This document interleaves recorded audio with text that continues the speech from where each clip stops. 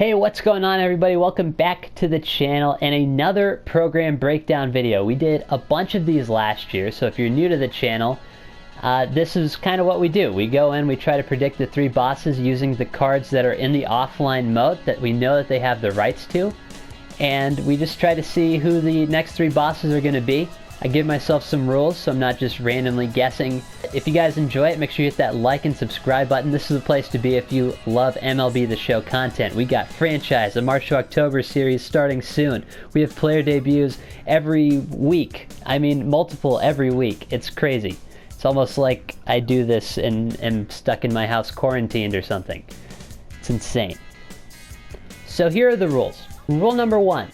I don't think they repeat positions. So as an example here, Todd Helton's a first baseman. I don't think they go first baseman in this one, therefore I'm not going to predict it.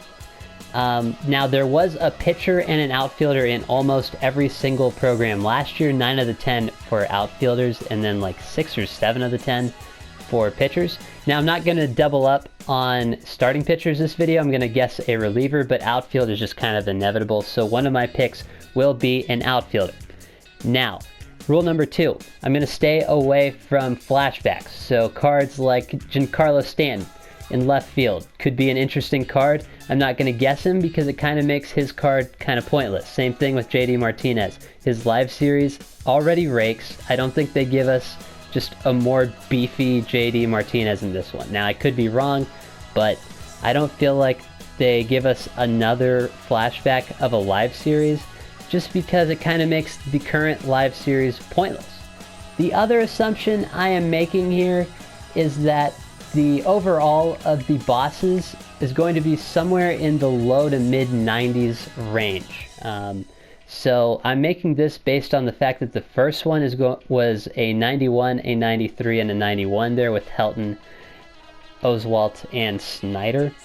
So I'm going to assume that these wind up around the same range, maybe a little higher, and then you're going to have the opportunity to prestige them, obviously, to get them to like mid or upper 90s.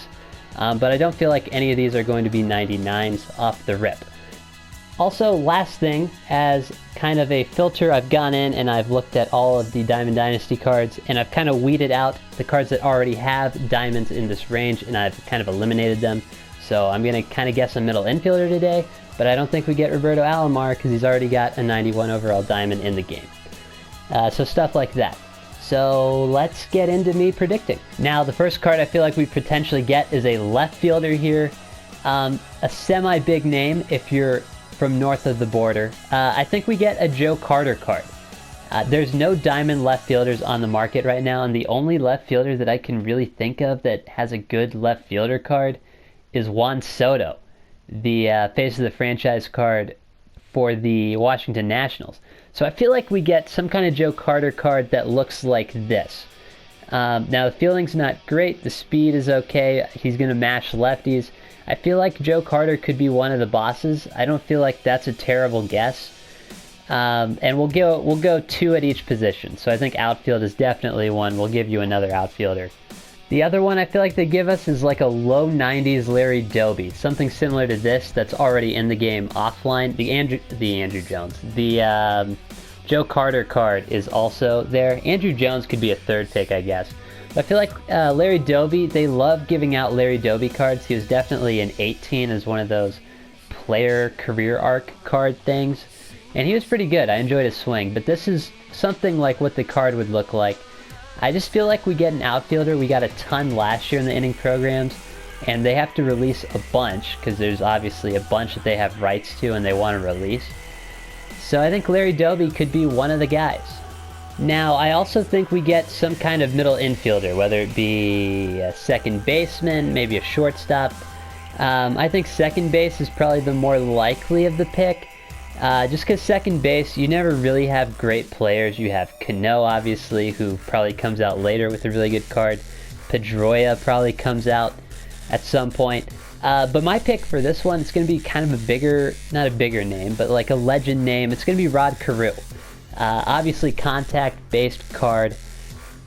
Really, the fielding had dropped off at this point. The speed was okay. He's 31 years old at this point, but He's pretty good. I would assume that Rod Carew is maybe a card that we wind up getting here on Friday.